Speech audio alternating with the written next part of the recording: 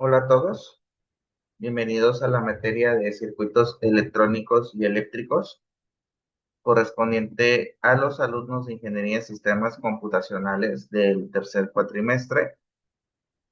Por detalles de los alumnos, no pueden llevar su clase en vivo, por lo cual se está grabando esta clase. Es la segunda clase, la segunda semana. Vamos a dar fecha efectiva. Estamos a martes 28 de octubre del 2025. Un programa de estudio los días martes, siempre de 7 a 9 de la noche. Los alumnos que integran este grupo son Adriana Grisel Gómez Díaz y José Luis Meléndez González. Permítanme un segundo.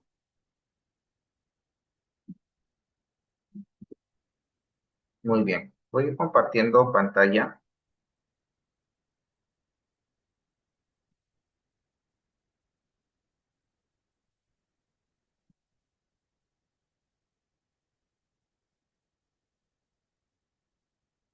Bueno.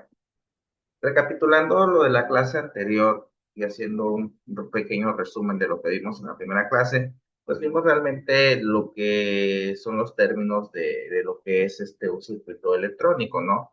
Que habíamos dicho que es un conjunto de una estructura de ciertos componentes que van entrelazados para hacer funcionar, en este caso, algún aparato electrónico o algún aparato tecnológico, como nosotros le queramos llamar, ¿no?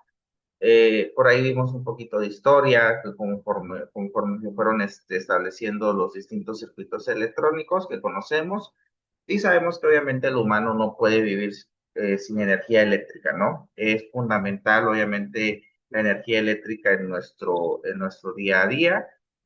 Ahora sí que no podríamos imaginarnos una vida sin la energía eléctrica, pero tenemos también que tener ciertas culturas o cierta disciplina al conocer, ahora sí que lo que es la energía, ¿no? Estos circuitos, cómo trabajan, eh, ciertos electrodomésticos, tipos de voltaje, etcétera, etcétera, etcétera, ¿no?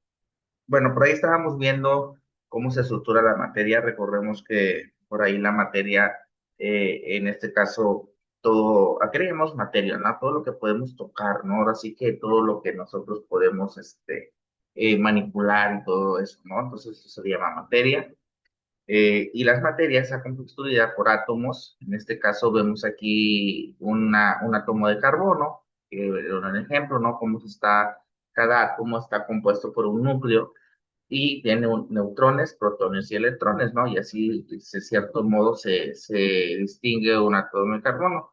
Cada distinto átomo de distintas materias son distintos, pero comúnmente siempre los electrones van a ser polos negativos y los protones positivos.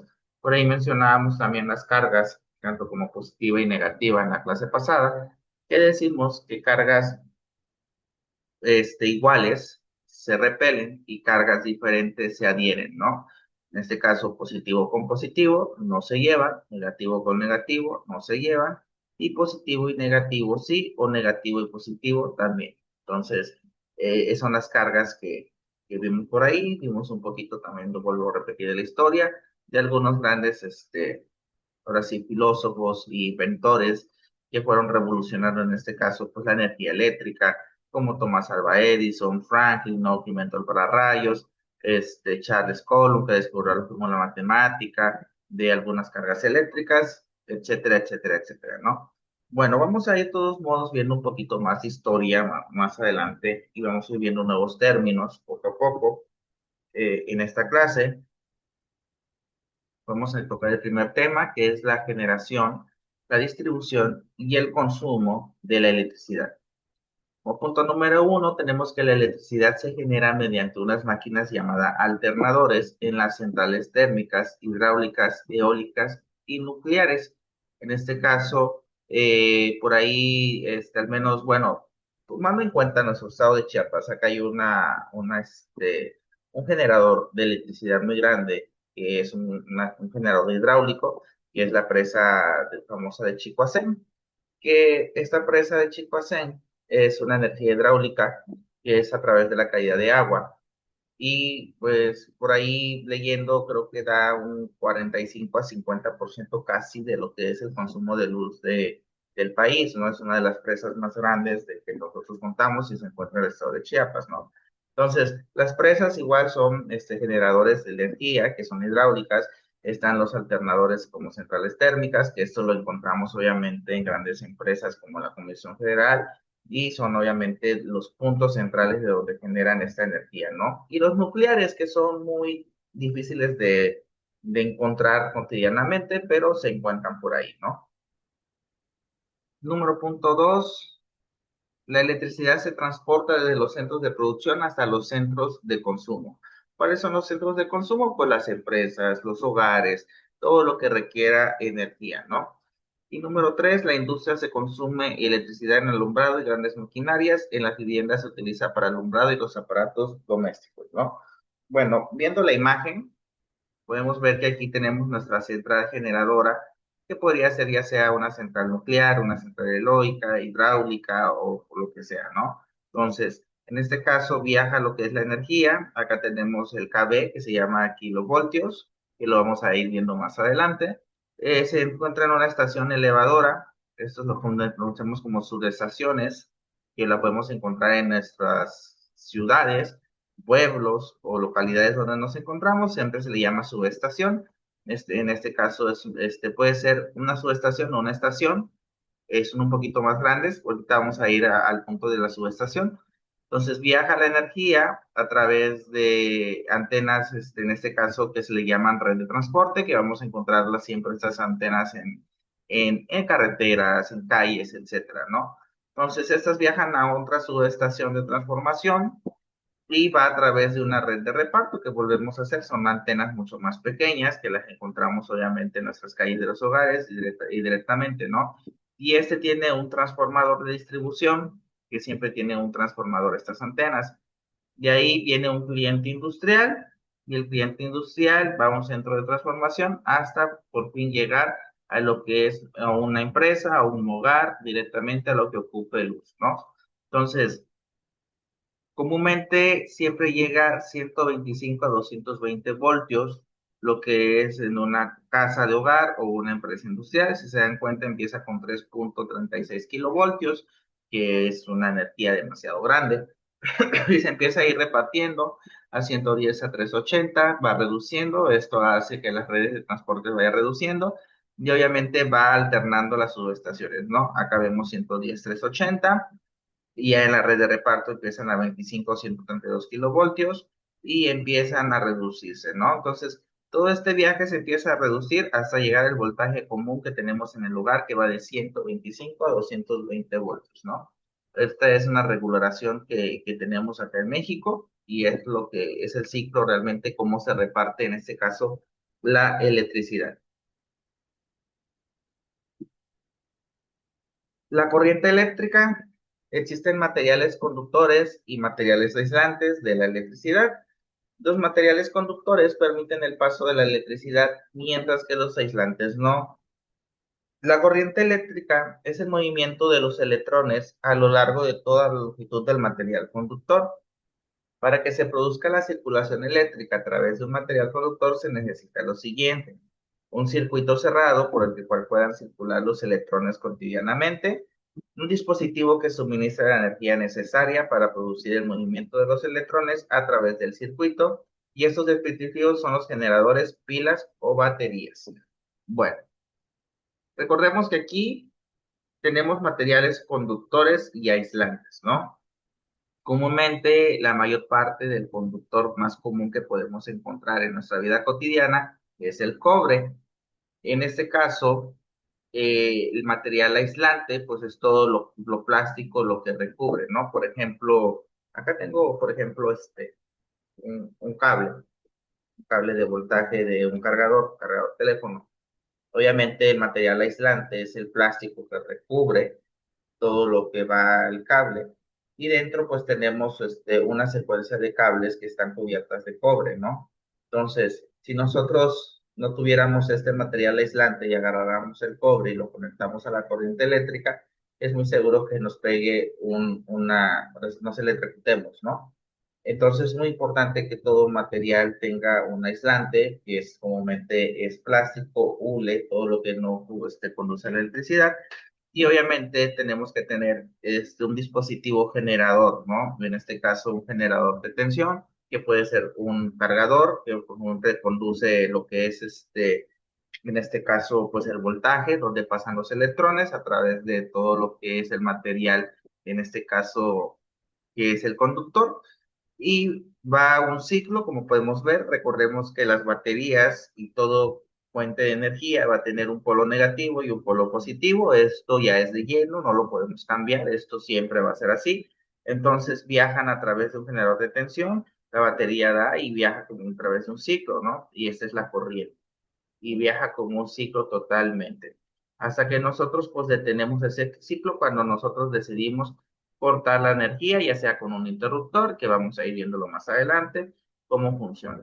Entonces, todo esto estamos hablando de un ejemplo muy sencillo, ¿no? Pero así, si vemos a los generadores más grandes, es el mismo proceso. No hay un proceso diferente, siempre va a ser el mismo.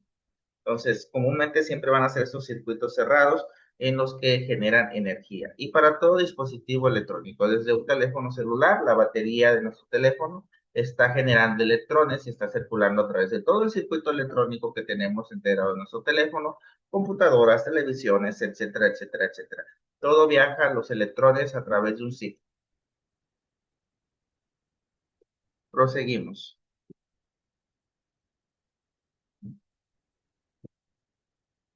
Magnitudes fundamentales de un circuito eléctrico. Voltaje, tensión o diferencia de potencial se va a poner con las siglas de dp. Eso lo vamos a conocer siempre, que es la energía que debemos suministrar al circuito para provocar el movimiento de electrones a través de él. Se expresa en voltios, que vamos a encontrarlo siempre con el símbolo de la B chica o la B de vaca, como lo quieran denominar, en mayúscula. Recordemos que un voltaje, una tensión, una diferencia de potencial va dependiendo del circuito electrónico que nosotros utilicemos. Por ejemplo, este teléfono celular tiene una batería. ¿Cuánto ocupa de voltaje para que nosotros podamos cargar la batería de nuestro teléfono? ¿Cómo sabemos? Comúnmente en las cajitas o las cabecitas que podemos llamar, que se conectan los teléfonos, traen unas letritas de regulación. Este que tengo, este ejemplo, no lo trae, ya está despintado, pero comúnmente viajan entre 10 a 12 voltios. Entonces va regulando la energía. ¿Por qué traen estas cabecitas? Estas cabecitas son las que regulan el voltaje. Nosotros conectamos, en este caso, tenemos un polo negativo. Podemos ver, polo negativo y un polo positivo. Lo conectamos a la corriente eléctrica.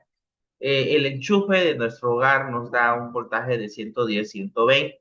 Entonces, si yo recibo 110 o 120 voltios a lo que es el teléfono celular, vamos a alcanzar una explosión severa a nuestro teléfono o un daño. Entonces, es aquí donde entran las funciones, las cajitas. Al momento de recibir 110 voltios, la cajita va a recibir los 110 voltios, pero va a regular solamente los 10 o 12 voltios que ocupamos en el teléfono. Entonces, si mi teléfono ocupa, en este caso, 12 voltios, esta cajita de los 110 que está recibiendo solamente va a mandar 12 a este. Y así sucede todo con los equipos electrónicos, ¿no? Los voltios es muy importante, es la medida más común de lo que podemos expresar en este caso de el mundo energético, por decirlo así. Entonces, estas cajitas se llaman reguladores de corriente y lo podemos encontrar de distintas formas. Tenemos reguladores de corriente mucho más grandes para, obviamente, electrodomésticos más grandes. Por ahí poníamos en la clase pasada del ejemplo que a veces conectamos, puede ser un microondas, que puede ser al revés, ¿no? A lo mejor el aparato electrónico ocupe más voltaje y nosotros lo conectamos a un enchufe de 110 y a lo mejor tengo un clima, un refrigerador o un microondas que me está pidiendo 220. Y eso hace que se sobrecaliente, ¿no? O sea, el cable, en este caso el conductor, el aislante, se empiece a calentar porque obviamente ocupa más energía, ¿no? Y pues no tiene dónde jalar, o sea, solamente le estamos mandando 110 cuando ocupa 220, ¿no? Y esto hace que se pueda, en este caso, pues, dañar el equipo. Bueno, el siguiente punto es la intensidad de corriente, que es la cantidad de carga de electrones que atraviesan una sección de conductor por unidad de tiempo, y esta se expresa en amperios. lo vamos a encontrar con la letra A mayúscula, se denomina amperios, ¿no? Esta es la intensidad de corriente, es lo que viaja en este caso en el conductor los electrones. Otro punto muy importante que nos vamos a encontrar en el mundo electrónico es la resistencia eléctrica, que en la siguiente clase ya vamos a ir viendo ejemplos más o menos de algunas resistencias. Es la oposición que presenta un material a ser atravesado por la electricidad y esta se expresa en ohms, que lo vamos a encontrar con la letra O mayúscula, ¿no?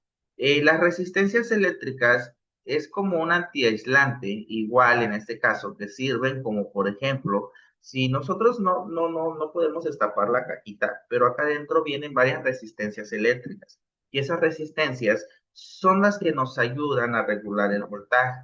Entonces, cada resistencia va dependiendo, vienen con medidas que las vamos a ir viendo poco a poco, pero cada resistencia es diferente y vienen integradas en un circuito electrónico.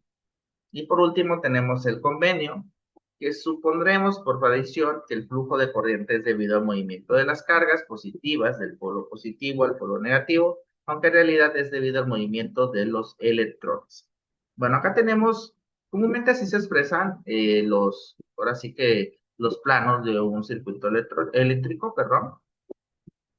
Acá tenemos un generador de voltios, en este caso puede ser una batería, un cargador, etcétera, ¿no? Entonces tenemos el lado positivo y el lado negativo. Recordemos que la energía eléctrica viaja a través de un ciclo. Entonces, todas estas líneas, pues puede ser un cable, así lo podemos ver, estos serían cables, cables y más cables, en este caso conductores, que nosotros le llamar, ¿no? Entonces acá dice que la carga positiva se mueve del polo positivo al negativo. Entonces, entra la energía acá y se mueve al polo negativo y esto viaja. Pónganse usted que aquí tengamos en estos puntos una lámpara, tengo yo un electrodoméstico, etcétera, ¿no? Entonces la energía viaja y enciende. Entonces aquí se está generando electrones, entonces se mueve y estos electrones vuelven a pasar acá, llegan al punto negativo y vuelven, en este caso, al generador de voltios, que sería la batería o en este caso el cargador, ¿no? Lo que tengamos aquí. Y vuelve a ser nuevamente, ¿no? Al regresar los electrones aquí, vuelve a generar electrones, etcétera, etcétera, y vuelve a hacer este ciclo, ¿no? ¿En qué momento se desgasta el generador? En el caso de las baterías, recordemos que las baterías tienen un líquido llamado litio y ese litio se va desgastando. Entonces llega un momento que las baterías ya no pueden dar más electrones, entonces se desgastan, ¿no? En caso de los cargadores, igual el uso, en este caso el constante uso, el sobrecalentamiento y todo, ¿no? Entonces hay generadores que también pueden hacer el mismo proceso, pero a la inversa. Cargas negativas se mueven del polo negativo al polo positivo. Entonces, va del positivo al, del negativo al positivo, volviendo a lo mismo, el mismo proceso. En este caso va dependiendo del generador que tengamos, que ya sea que reaccione primero al positivo o al negativo.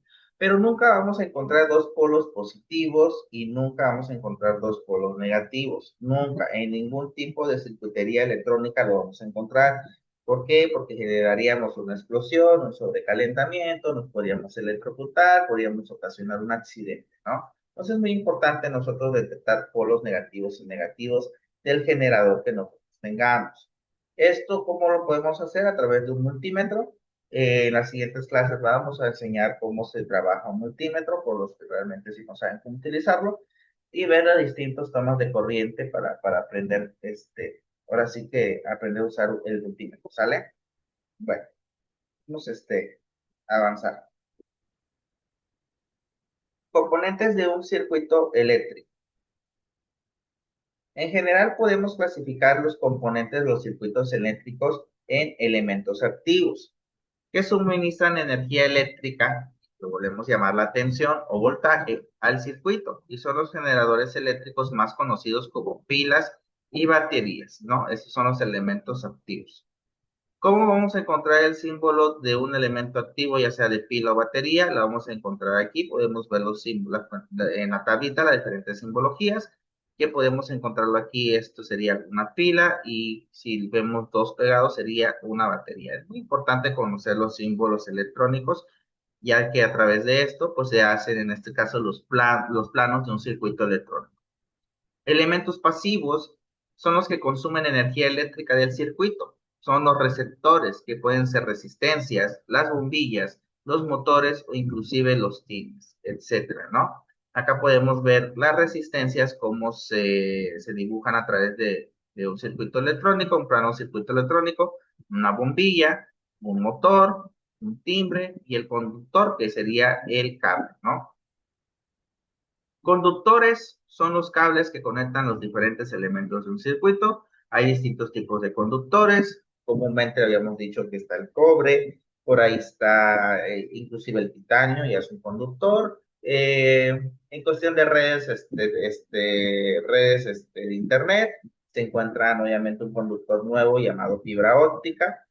Por ahí tenemos también, me acuerdo, bueno, hay distintos conductores, la verdad, ¿no? Hay demasiados, pero comúnmente el cobre es el que se conecta mucho más solamente en conductores eléctricos.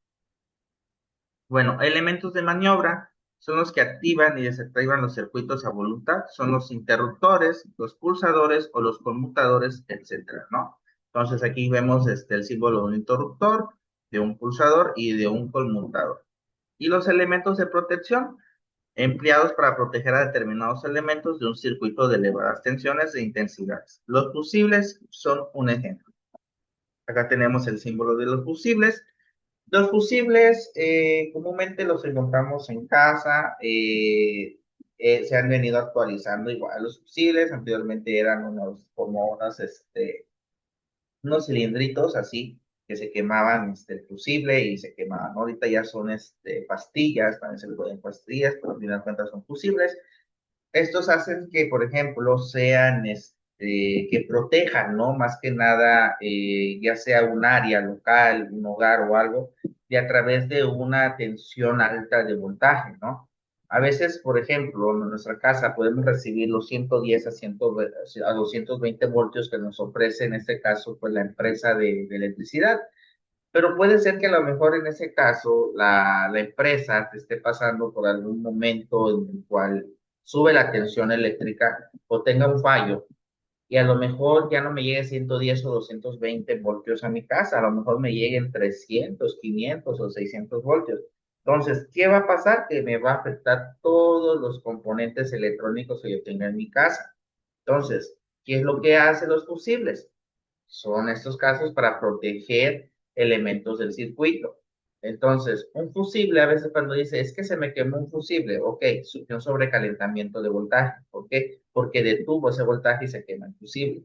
Entonces, esto se llama sobrecalentamiento y esto es comúnmente verlo siempre en los hogares.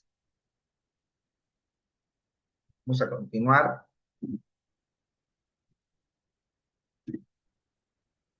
Bueno, vamos a encontrar otros símbolos, llamado, por ejemplo, el Ohm, que esto lo vamos a ver, pero vamos a primero a conocer su historia. La ley de Ohm. El físico alemán Georg Simon Ohm encontró la relación existente entre las tres magnitudes fundamentales de un circuito eléctrico. Es decir, que la tensión o el voltaje es igual al producto de la intensidad por la resistencia. La intensidad generada a través de un circuito depende de la tensión aplicada y de la resistencia del conductor. La resistencia de un conductor se mide en ohmios, que lo habíamos dicho, se va a simbolizar con la letra O mayúscula en honor a Georg Simon Ohm. Tenemos también otro término, que la intensidad de corriente se expresa en amperios, que es con la A, en honor al físico francés André-Marie Ampère, considerado como uno de los padres del electromagnetismo. Muy bien, vamos a ir viendo un poquito de historias. Por ejemplo, aquí podemos ver un circuito, aquí electrónico. Tenemos el voltaje, que comúnmente sería nuestra pila o batería, como le queramos llamar. Carga positiva y negativa. Recuerden que no pueden haber dos cargas del mismo igual, entonces si no sufrió un accidente. Entonces aquí, por ejemplo, está viendo que aparece el voltaje. Aquí tenemos una resistencia, que eso lo vamos a ver más entendido. Las resistencias pues van a estar obviamente medidas en ohmios. Cada resistencia va dependiendo los ohmios que tengan y de salida. Y aquí se hace un ciclo de un circuito, ¿no? Así es como trabaja. ¿De qué circuito es? No sabemos. Ahora sí que es un plano siempre de un cierto circuito.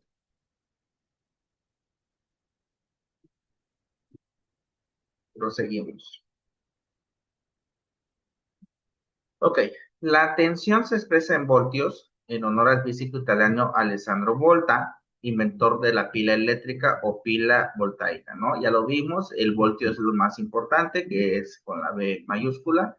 Entonces, es gracias a Alessandro Volta que tenemos el símbolo de voltio.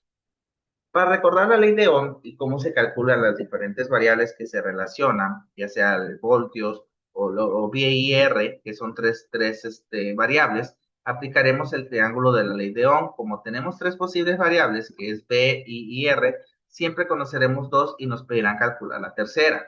El triángulo de la ley de Ohm nos permite recordar fácilmente las expresiones para calcular las tres variables de un circuito eléctrico, ¿no?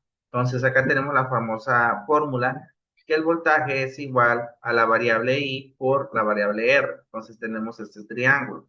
Entonces esto, la ley de Ohm nos sirve en este caso para saber qué tipo de resistencia utilizar a través del voltaje. Eso también lo vamos a ir viendo después. Por ejemplo, que si nosotros quisiéramos conectar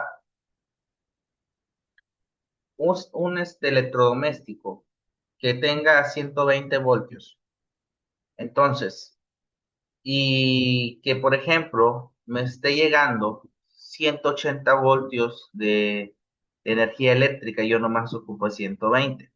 Entonces, en este caso, yo voy a ocupar una resistencia. ¿Y de cuántos ohm van a ser mis resistencias? Entonces, aquí nosotros debemos de saber qué tipo de resistencia le voy a meter a este circuito eléctrico, porque pues ocupo 120 y me van a mandar 180, entonces ocupo yo repeler esos 60 voltios que están de más a través de una resistencia. Entonces, aquí es donde se hace esta formulita. Voltios es igual a I.R porque necesitamos ocupar, en este caso, encontrar la variable y el valor de las resistencias.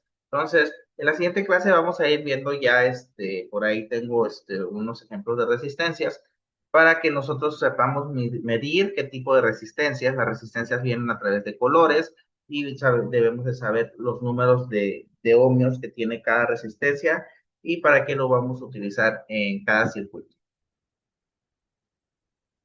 Ley de Ohm generalizada.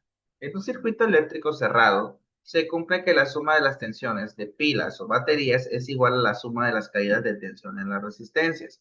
Entonces, aquí, por ejemplo, vemos las variables, en este caso, de las que estamos tratando de checar. Por ejemplo, aquí tenemos un voltaje de 12 voltios que van a entrar en este circuito. Entonces, puede ser, en este caso es una batería. Entonces, aquí, por ejemplo, nos está viajando 12 voltios y aquí nos está deteniendo 2 voltios o 2 ohm, como podemos decir, ya no sería voltios, aquí los convirtieron en 2 ohm. Entonces quiere decir que este circuito electrónico está mandando 10 voltios nada más. Entonces que el aparato que está conectado aquí en este circuito, pues en este caso está ocupando 10 voltios nada más. En este caso, la resistencia nos está reteniendo dos, y esto es lo que ayuda en los circuitos electrónicos más que nada a regular el voltaje, ¿no? Entonces, aquí igual tenemos otro circuito mucho más grande con la fórmula que se está estableciendo, en el cual obviamente se está recibiendo 6 voltios en este caso en una batería y 2 voltios en una segunda batería. En total serían 8. Entonces, en este circuito tenemos dos resistencias, pero es un circuito paralelo que puede moverse del lado izquierdo o lado derecho. En este caso, no importa la circulación de la energía eléctrica y por el cual obviamente aquí nos está reteniendo 1 y 3. De los 8 voltios en total, nomás vamos a requerir 4 para poder encender o para poder trabajar el circuito que tenemos. Entonces, volvemos a lo mismo. ¿Cómo saber qué tipo de resistencia yo voy a utilizar? Entonces, aquí es donde realmente utilizamos las fórmulas. En este caso, para declarar, para buscar la variable, en este caso, I, acá la variable I puede ser cualquier variable, no importa, pero para poder nosotros encontrar esa variable y qué tipo de resistencia vamos a encontrar.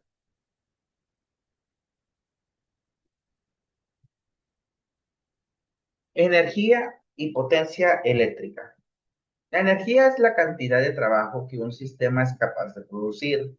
La energía ni se crea ni se destruye. Una frase muy típica por ahí que dice que no se crea ni se destruye, solamente se transforma. Los aparatos eléctricos consumen energía eléctrica y la transforman en energía luminosa. En este caso, ya sea una bombilla, una lámpara o un diodo LED. En calor, ya sea en calentador de resistencia o energía mecánica, ya sean los motores, ¿no? Porque hemos dicho que hay distintos tipos de energía: energía luminosa, energía, en este caso, calorífica, y la energía mecánica, ¿no? En el Sistema Internacional de Medidas, que es la SI, la energía se expresa en julios o joule en inglés, en honor al físico británico James Prescott Joule, que encontró la relación entre la intensidad que recorre una resistencia y el calor que disipa la ley de Joule. Otra unidad muy utilizada para medir el consumo de energía es el kilovatio por hora o kilowatt por hora, sobre todo en las facturas de las compañías eléctricas. Esto comúnmente lo vamos a ver en nuestros recibos de luz, si los han tenido curiosidad, siempre va a aparecer como el kilovatio o el kilowatt, como lo quieran llamar, por hora. Es el consumo que comúnmente nosotros consumimos en ese lapso que nosotros pagamos nuestra luz, ¿no?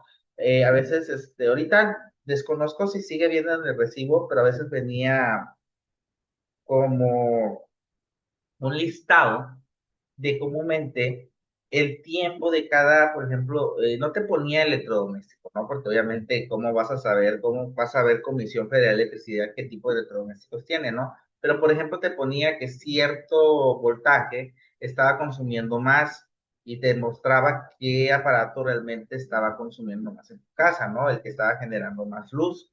Ya no sé si venga así, pero antes venía como un diagrama más o menos donde te mostraba los saltos de voltaje. Ahorita creo que te muestran conforme cuánto voltaje gastas cada mes o algo cada 2 meses. Desconozco, y tiene rato que no veo yo un recibo de luz, pero bueno. Acá tenemos otra formulita que es energía o trabajo, así se le puede denominar, es igual a la potencia por el tiempo. Entonces es una formulita muy, muy, pues, sencilla. Y pues obviamente si nosotros calculemos qué tipo de energía cuánta energía vamos a ocupar para un equipo, pues vamos a tomar la potencia por el tiempo, ¿no? En este caso, la potencia nos la puede dar un motor.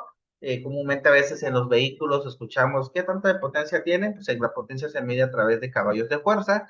Y pues el tiempo, recordemos que el tiempo se a través de horas, segundos, minutos, ¿no? Bueno, ese es un pequeño formulita para cómo detectar nuestra energía. Bueno, hasta acá lo vamos a dejar en este apartado. La potencia es la cantidad de energía que suministra o consume un sistema por unidad de tiempo. En el sistema, en este caso, internacional de medidas, la potencia se expresa en vatios o julios por segundo.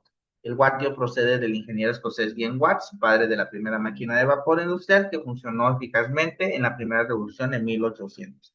Otras unidades de potencia son el caballo de vapor, o también conocido como el caballo de fuerza, ¿no? Que comúnmente lo encontramos en los vehículos. Ahora sí, sus siglas es el CB igual a 735 watts y el caballo de fuerza o potencia HP igual a 745 watts. La potencia de componentes eléctricos se calcula como potencia es igual a V por I igual a tensión por intensidad, que es otra fórmula. Bueno, hasta acá vamos a dejar lo que es la clase. En la próxima clase vamos a estar viendo ya los tipos de resistencia. Si nos alcanza el tiempo, vamos a ir viendo cómo funciona el multímetro. Vamos a ir viendo también en este caso su actividad número 2. Permítanme tantito, déjenme entrar en este caso a plataforma. Denme un segundito.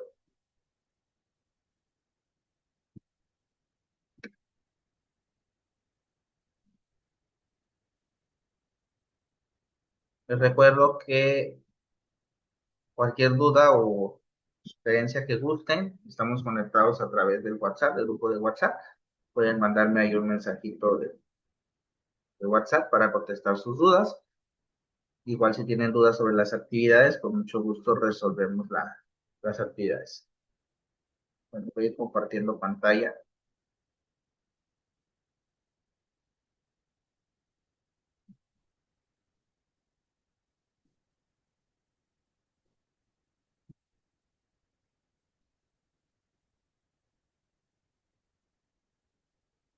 También déjenme ingresar.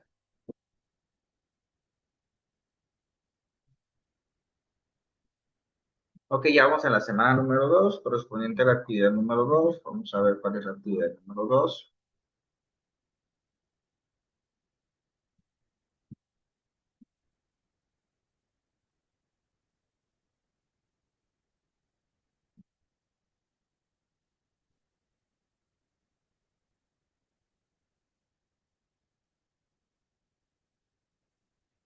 Bueno, aquí vamos a hacer otra investigación, realizar un resumen, en este caso de los temas del magnetismo y su efecto en la corriente eléctrica, los electroimanes y sus aplicaciones y generadores de electricidad.